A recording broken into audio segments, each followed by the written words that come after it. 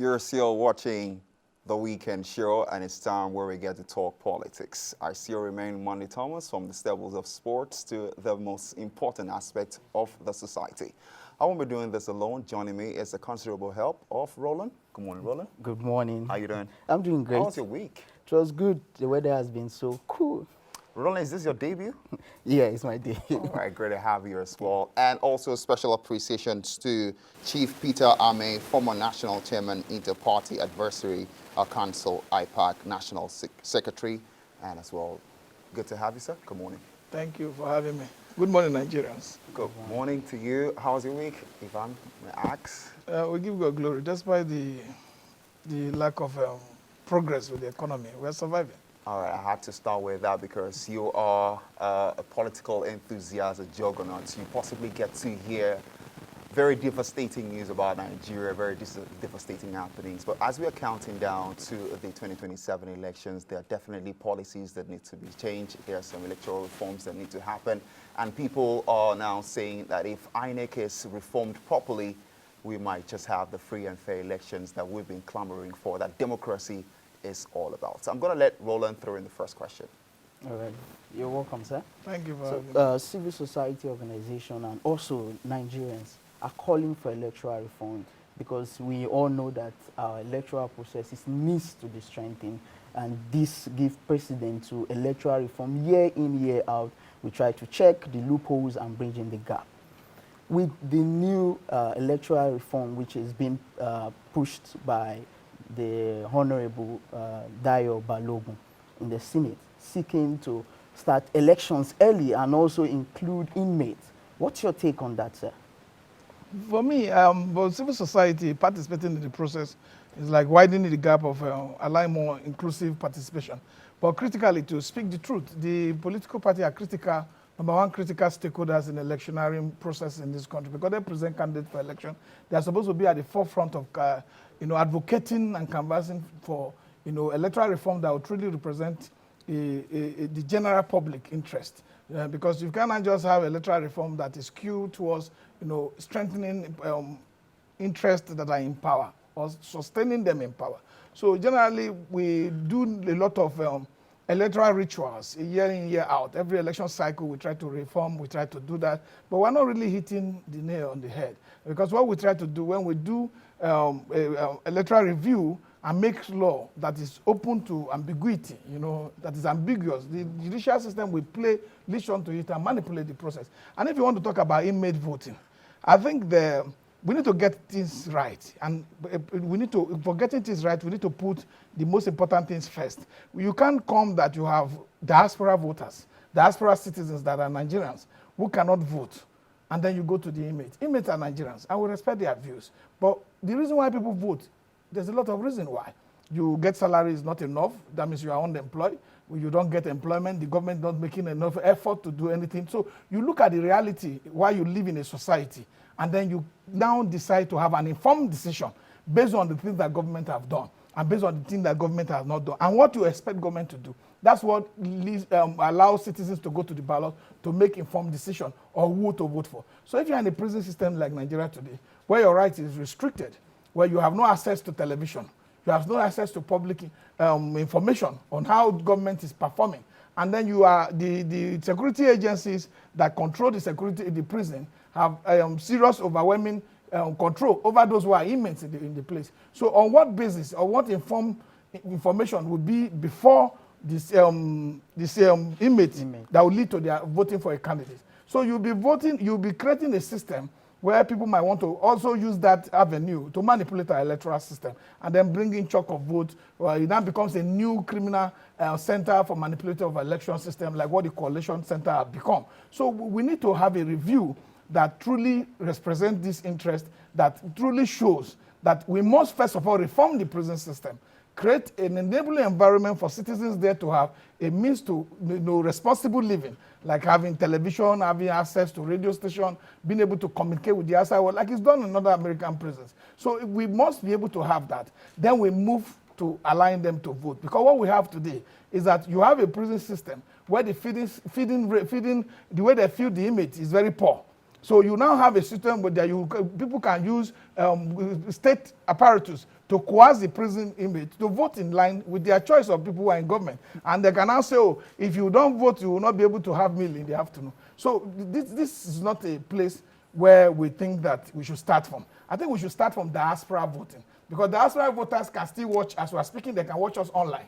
They can communicate with us in real time. They send the highest remittance that comes to this country come from our diasporans. So why are we not allowing them to vote? But we should be able to cure that Chief, process before going to the prison inmate, because I think we do not have the necessary electoral infrastructure to allow the inmates to vote. But some Nigerians will have a different perspective on that.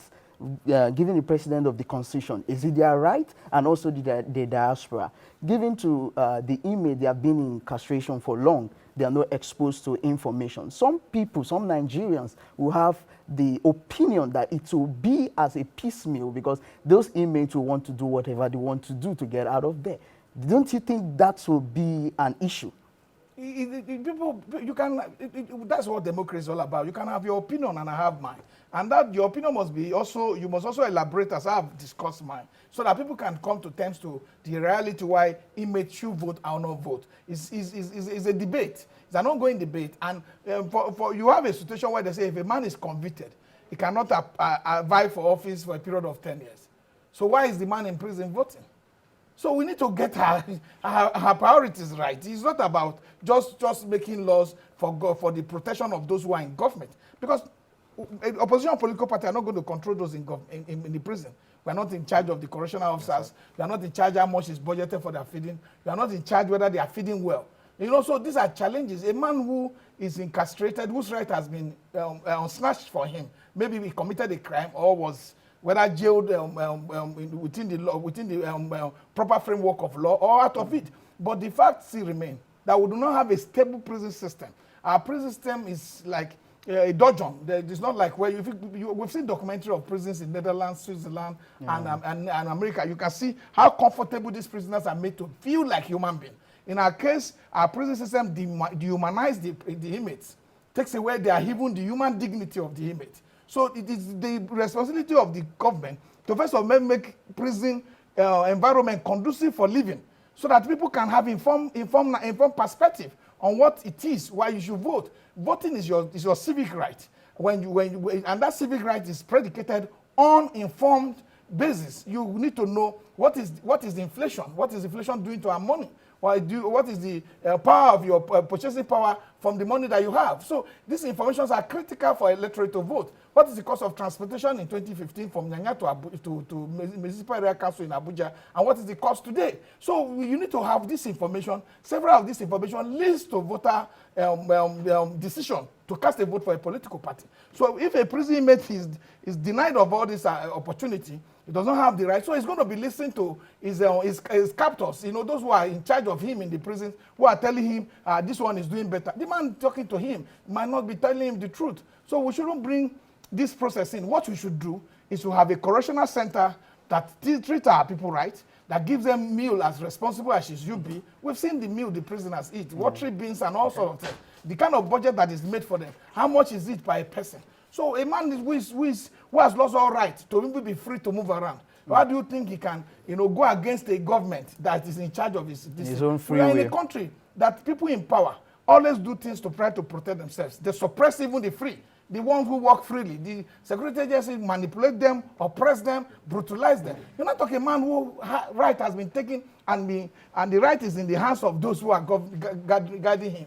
So it is clearly that we need to have a proper infrastructural, technological system put in place for prison inmates to vote. And it will take a long time. We shouldn't rush it. But I tell you that if you look at an American system, they have what they call early ballot, where people who are in embassies, people who are in war front, they send them ballots to vote before election day. So that vote will be collated before election day. You understand? So we need to have that for our diasporans and for military personnel, media personnel, media journalists, and who are not going to be available to vote on election day.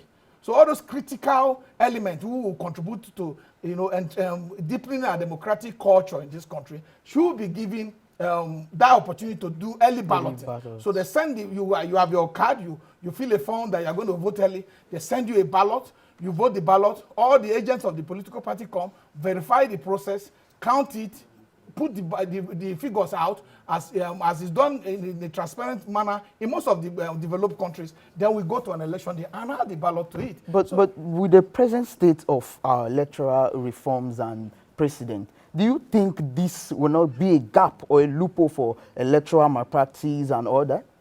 It is the center, a second center for criminality of manipulation of election results. I am very confident that is what it is. That's what the intent and purpose will be. Because we have a first one, which is the collation center.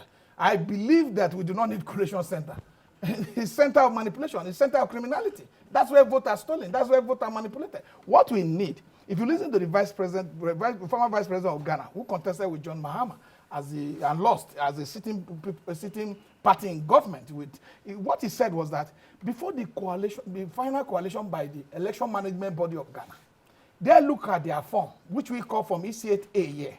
They looked at it in their collation center and saw that they have lost. That's why they called. So a transparent process will make our election more credible. What is transparency? What do you need for transparency? The fact that we have an IREF that is not backed by law. That is what they should pursue.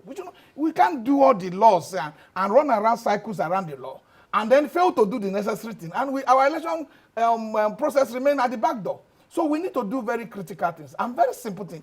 We don't need too many of this reform. Right. Let the proof of saying that the election was conducted fairly be on INEC. Because INEC must bring the document to say, we declare this person winner. This is document that we have that says we declared him winner. A man who lost shouldn't be running to INEC, begging INEC to give him document. So these are the challenges, and all the challenges that are daring. All right, Peter, I've listened to you, fantastically spoken, and you've talked about the inclusion of inmates in the voting process, which is basically, from what you said, it feels like, if I'm going to summarize it, you meant like the piper, who pays the piper will definitely be taken to, that they are going to influence, because, I mean, they are the incumbents, they know, they are the ones paying even the correctional service, and definitely the correctional service are going to influence the prisoners. And like you've mentioned, these people are not even exposed to good living, their feeding is not even well taken care of. No, before we even get to information, let's talk about the food they're eating, because someone would consider his stomach first before even considering getting information. They have to eat first before being exposed to information, not just information, because they can be exposed to the information they want them to be exposed to. So possibly, let's talk about a more balanced information from the two parties or the numerous parties, because Nigeria is definitely a multi-party system, running a multi-party system. So you've talked about other reforms, which is diaspora voting, which is a more transparent voting. But now the question is, many people have said that the Independent National Electoral Commission, INEC, is not independent enough. Do you go with that line? I believe that there's a third hand of government, manipulating certain actions of Independent Electoral Commission. Not the bureaucracy. The bureaucracy are the staff who are civil servants who run around. It's the political appointees. The political appointees, you can hear that former chief of staff to a man who is in the Senate is a national commissioner. You can hear that a cousin who was a national commissioner to a governor in Rivers State is a resident electoral commissioner of Edo State. So we have people who do election management system in this country who are into advocacy for election. A lot of civil society people who could have been chosen to go take over this thing. We have had a situation where politicians are appointed. So you can't have an appointing authority like the president appointing the INEC chairman. And you expect that in the next 4 years, as I talk to you, lobby is already going on for who will be the INEC chairman. Former national commissioners are lobbying, other people are lobbying to be INEC chairman. It shouldn't be that, because we are going into a match. And the man who will also participate in that match, who will be playing against, is the referee for the match. It's not possible. It's just like, it's the one appointing the referee for the match. So it's not fair. It's not a fair ground. So, and that, because we Nigerians are not, those in government does not want Nigerians to have a credible electoral system. If not, there's enough recommendation. 2008, the government set up Justice Dewey Electoral Reform Panel. Ms. Gentle Soul, rest in peace.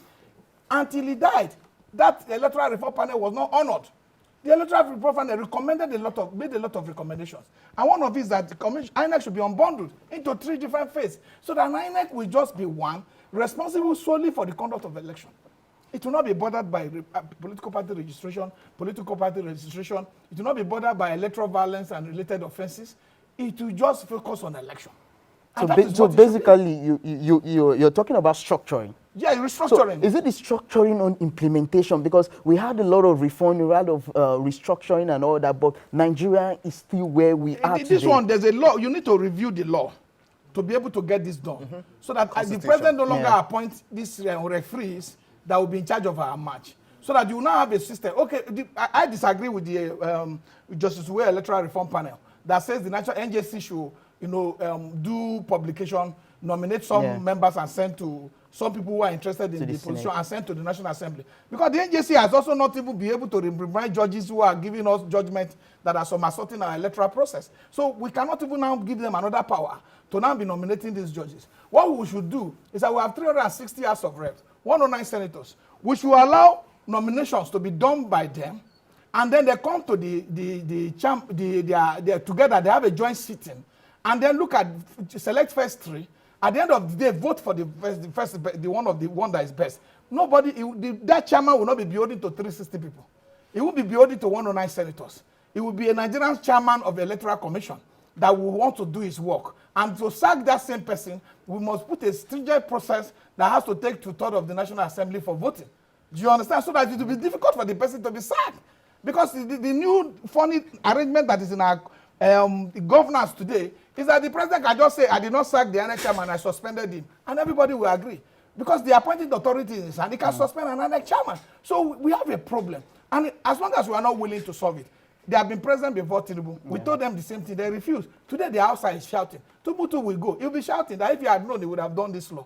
It's critical that you do not, elders do not just plan to enjoy the fruit of a tree planted before their own seniors, but intend to plant trees that they will not sit under the, young people will come and take shade under that tree. So that is what elders mean. And you cannot be running around. We know our problem.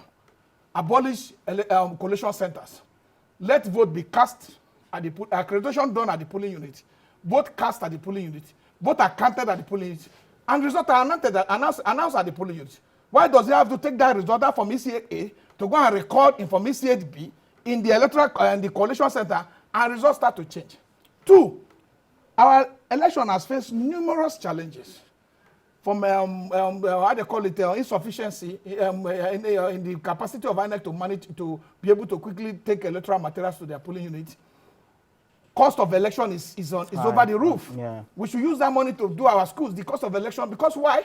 We conduct double elections. We conduct the election for president and National Assembly today. 2 weeks later, we're expecting Nigerians to go to the polls again. That creates voter fatigue. So for us to get our electoral system, we must conduct our election in one day to reduce the cost of election by over 50%. And that, what is difficult in that? You amend Section 132, subsection 2, Section 178, subsection 2, Section 64, subsection 1, and Section 105, subsection 1. When you amend these provisions of the law, then you will know that after amending this law, election will be conducted in one day. We give us 5 ballots. Can't you handle 5 ballots? Can't you? All of us here can handle 5 ballots. We're already handling 3. Why can't we have 2 more? So the election is conducted in one day. People go back to their work and their lives, and they must even be on Saturday. So we need to have our elections in one day to cut down cost, to reduce voter fatigue, and reduce the logistical nightmare that the electoral umpire goes through. Because after doing all this election, there has to also be a reverse logistic approach to bring all this material to their centers and then go back for 2 weeks after. It's not fair. All right, you've made some recommendations which are quite brilliant in my opinion. You've talked about restructuring of INEC and possibly going with that recommendation you mentioned of having it as a 3-facet. The INEC should just be focused on the elections. And you've also talked about diaspora voting. You've also talked about the election being held in one day that will reduce costs, which is definitely going to reduce government spending, which can be rejected back into the economy. But you didn't mention electronic voting. I was anticipating that. Don't you think that it's going to help? Or even if it's going to help, do you think it's a myth? It will never happen in Nigeria? No, it's very important. The issue with the judicial process is that when INEC gave all of us hope that the IRF would be a collation center on its own, using that IRF to collate electoral results. I know electronic document has footprint. So it is difficult for you to manipulate and then run away with it. Just you say, oh, there was a glitch. If there was a glitch, there's somebody who is hosting your satellite, who is hosting your server or your website. That person is supposed to know that glitch occurred and report to be given. So the continuous manipulation of our electoral system is not just by the law not being there, it's by the people who are already thinking that they must work for those in government. And we need to start to do real rotation to allow people to understand that whether an Igbo man become president, an Igala become president, what we should do, or a Yoruba man or a Hausa man, what we should do is to hold them to the oath of office. Not about tribe, not about religion. It's that people must be responsible, that we know we are ethnic nationalities that is not just one ethnic group. We must respect all ourselves and then make sure that every person that comes to power works in line with already established laws. So the electronic voting is critical. It's very important. IRF should be made mandatory and made, not to say may or anything. Can it be possible for 2027? If the National Assembly I think there's a bill that just passed the second reading by Honorable Bayo Balogun. We talked about taking away the Electoral Act from the Constitution, because many analysts have said that the Electoral Act is not backed by the Constitution. So that was why we had the issues of the beavers and the server issues during the election. So there's a bill that just passed the second reading, which he was moving for the Electoral Act to be amended. Do you think this can happen before 2027? It's not difficult. They passed the president appointment within 3 days. They passed his budget within 3 days. What is difficult? So does that go to the fact that many Nigerians say the National Assembly is rubber stamped? Yes, if they are working for the interest of the president 24 hours, and anytime the president brings a proposal, it's passed within 24 hours. The national anthem took all of 24 hours. The national anthem. Because it has to do with in trying to make sure the president is happy. All right. So if they want to make Nigeria happy, they should do what makes Nigeria happy by making the laws that will give proper security and governance structure to our elections. All right, thank you very much, Mr. Peter. It was absolutely fantastic speaking with you. Former National Chairman, Inter-Party Advisory Council. It was brilliant speaking with you. Hope to talk to you some other time. Thank you very much. And Roland, thank you so much for joining us as well on your debut. How was it? It was good. All right. Hoping Chief to talk Ameh to you next week, Saturday. Yeah. All right, that's all we've got time for the first part of Politics on the Weekend Show. It was a fantastic segment with Mr. Peter, who actually took us through a very exciting reforms in the electoral process, talking about the inmate inclusion and also making some recommendations for us. More to come for you on the Weekend Show.